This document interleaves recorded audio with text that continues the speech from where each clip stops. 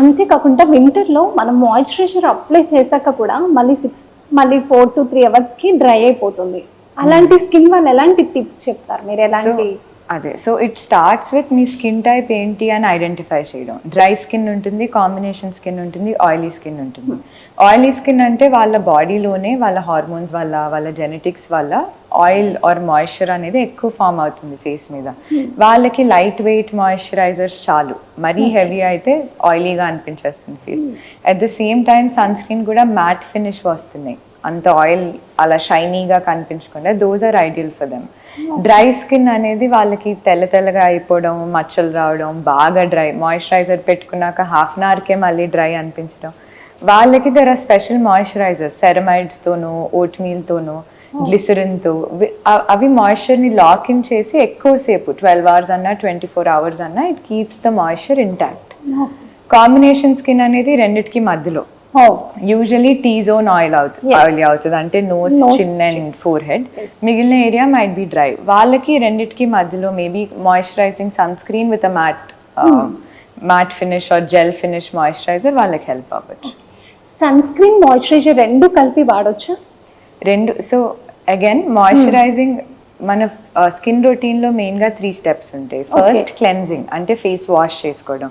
మన skin type బట్టి, మనకున్న ఇష్యూస్ బట్టి we have to choose the right cleanser. So dry skin వాళ్ళు మైల్డ్ క్లెన్జర్స్ వాడతారు, ceramide cleansers or hydrating cleansers. Oily skin వాళ్ళు extra oils, acne causing bacteria పోవడానికి AHA, BHA అంటాం, glycolic acid or benzoyl peroxide, ఇవి ఉన్న cleansers వాడతారు. అది first step. Second step moisturising. Oil వేరు, హైడ్రేషన్ వేరు. ఆయిలీ స్కిన్ ఉన్నా, డ్రై స్కిన్ ఉన్నా moisturising is a must. So that మన స్కిన్ బ్యారియర్, అంటే మన స్కిన్ పైన లేయర్ ఏదైతే ఉందో అది ఇంటాక్ట్గా, ప్రొటెక్టివ్గా ఉండాలి. బాగా డ్రై అయిపోయి క్రాక్డ్గా అయిపోకూడదు. అప్పుడు మనకి allergies, infections, even pimples, rashes రావడానికి ఛాన్సెస్ ఎక్కువ ఉంటాయి. So hydration or moisturiser is for that barrier, ఆ లేయర్ కోసం. And last step is protection, sunscreen. Night కూడా అదే క్లెన్జింగ్ చేస్తాము, తర్వాత మాయిశ్చరైజర్ అప్లై చేస్తాము. దాంతోపాటు మీ కన్సర్న్స్ బట్టి or if you go to a dermatologist, మీకు సూట్ అయ్యేవి నయాసినమైడ్ అయినా, వైటమిన్ సి అయినా, ఆర్ రెటినాల్, ఆర్బ్యూటిన్, ఇట్లా మల్టిపుల్ థింగ్స్. మీకు ఏది సూట్ అవుతుంది, మీ స్కిన్కి ఏం ప్రాబ్లం ఉంది, దాన్ని బట్టి వాడాలి. ఇది డ్రై వాళ్ళకి వేరే సన్ స్క్రీన్ అలా ఏముండదు కదా? ఆయిల్కి డ్రైకి ఏమన్నా మిక్స్డ్ ఉంటుందా? అది మీ పర్సనల్ ప్రెఫరెన్స్ బట్టి ఉంటుంది. అది మంచి quality SPF 30 or above sunscreen మీరు సరిగ్గా రాసుకుంటుంటే చాలు.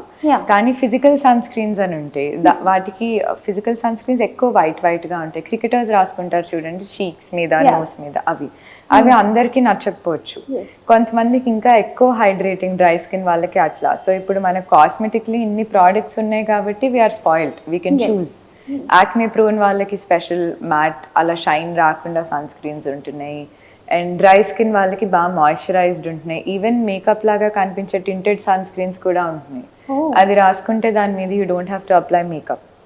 అండ్ 4 అవర్స్ తర్వాత రీఅప్లై చేసుకోవడానికి కూడా దెర్ ఆర్ మల్టిపుల్ ఆప్షన్స్. నేను చెప్పినట్టు sticks, sprays, even compact powders.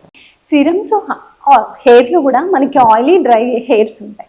అలాంటి వాళ్ళకి సిరం కాంబో ఏంటి?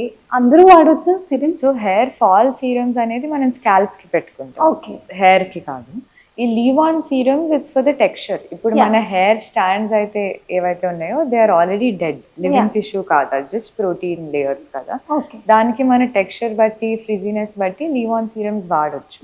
Same with conditioners. ఇప్పుడు వింటర్లో అగైన్ హ్యూమిడిటీ తక్కువ ఉండడం వల్ల డ్రైనెస్, ఫ్రిజీనెస్ ఎక్కువ అవుతాయి. సో సేమ్ హాట్ వాటర్ కాకుండా లూక్ వామ్ వాటరే వాడాలి. హాట్ వాటర్ వాడితే ఇంకా డ్రై, ఇంకా ఫ్రిజీ అయిపోతుంది. అండ్ డాండ్రఫ్ అనుకుని తెల్లగా వైట్ డ్రై స్కిన్ వస్తుంది కాబట్టి యాంటీ డాండ్రఫ్ షాంపూస్ వాడతాం. దానివల్ల ఇంకా డ్రై అయిపోతుంది స్కాల్ప్. సో మీది ఆయిలీ స్కాల్పా, డ్రై స్కాల్పా ఐడెంటిఫై చేసుకుని దాన్ని బట్టి you have to use. Oily scalp, dandruff గ్రీజీగా ఉంటే డాండ్రఫ్ షాంపూస్ వాడచ్చు. డ్రై స్కాల్ప్ అయితే ఆయిల్ మసాజ్ చేసుకోవడం and moisturizing, hydrating shampoos, baby shampoos వాడడం వల్ల మీకు రిలీఫ్ ఉంటుంది. అండ్ వీక్లీ వన్స్ అట్లా హెయిర్ మాస్క్ వాడితే that is good. It locks in moisture and frizziness తగ్గుతుంది. ఊడిపోయిన జుట్టు మళ్ళీ వస్తుందా? అసలు అలాంటి ట్రీట్మెంట్స్ ఏమైనా ఉన్నాయా? అదే it starts with hair fall. అసలు ఎందుకు అవుతుంది అని న్యూట్రిషనల్ హెయిర్ ఫాల్ అయితే ఆ కాజ్ మనం కరెక్ట్ చేయగానే ఓవర్ టైం తిరిగి at least 70-80% of the hair and volume వెనక్కి వచ్చేస్తుంది.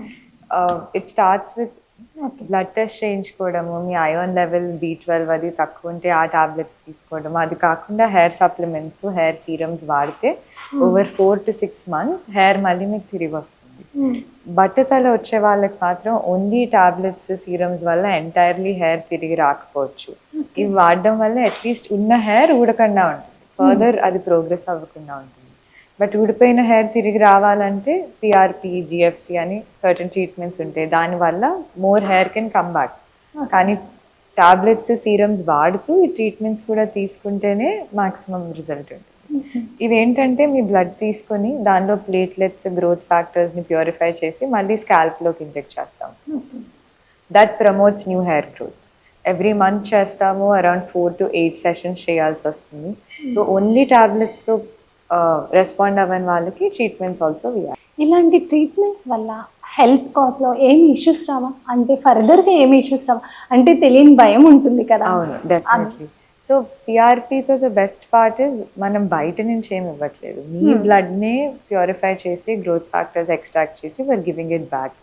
PRP ఓన్లీ జుట్టుకే కాదు, స్కిన్కి పిగ్మెంటేషన్ కూడా హెల్ప్ చేస్తుంది, జాయింట్ పెయిన్స్ కూడా హెల్ప్ చేస్తుంది. మీకు ఏదైనా యాక్సిడెంట్ అయ్యి స్కార్ ఫామ్ అయ్యి సర్జరీ అది చేస్తే ఆ ఏరియా హీలింగ్కి కూడా హెల్ప్ చేస్తుంది. So whenever there is a problem, PRP and its growth factors help in correcting it.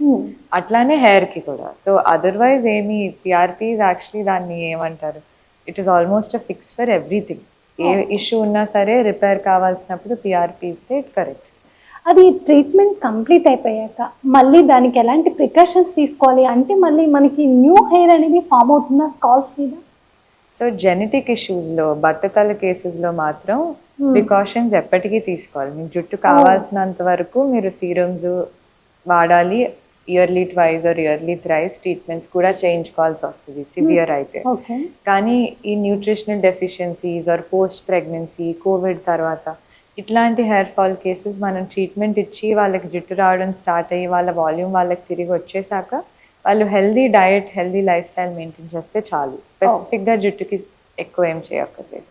ఈ జెనెటిక్ కాజెస్లో మాత్రం ఎప్పటికీ జుట్టు కావాలనుకున్న, బికాజ్ మనం జెనెటిక్స్కి అగేన్స్ట్గా we are trying to keep the hair కదా, ఎక్కువ రోజులు ట్రీట్మెంట్ తీసుకోవాల్సి అవుతుంది.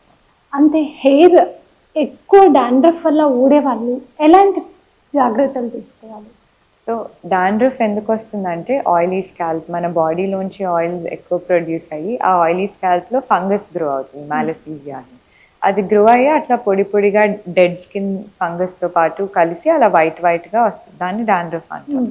So specific anti dandruff shampoos ఉంటాయి, జింక్ పైరిథియోన్ అన్న, కీటోకొనజోల్ అన్న, which prevents this oily and fungal growth formation. ఇవి వాడుతుంటే దట్ స్టేస్ అండర్ కంట్రోల్.